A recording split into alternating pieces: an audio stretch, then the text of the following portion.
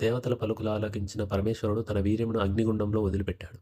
పార్వతీదేవి మందిరం నుండి బయటకు వచ్చి జరిగిన విషయమంతా తెలుసుకొని, దేవతలారా, మీరు చేసిన పని మూలాన నా గర్భాన జన్మించవలసిన బాలుడుకి అవాంతరం జరిగింది. కాబట్టి ఇక నుంచి మీ భార్యలందు మీకు సంతానం కలగదు అని శపించింది.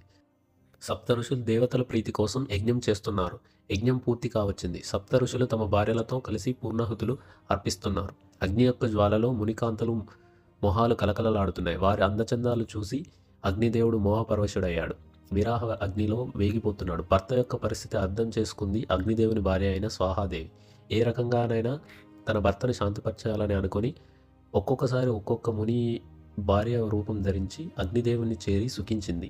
ఆయనని సంతోషపెట్టింది. ఈ రకంగా 6 రూపాలు ధరించింది. కానీ వశిష్ఠుని భార్య అయిన అరుంధతి రూపం మాత్రం ధరించలేదు.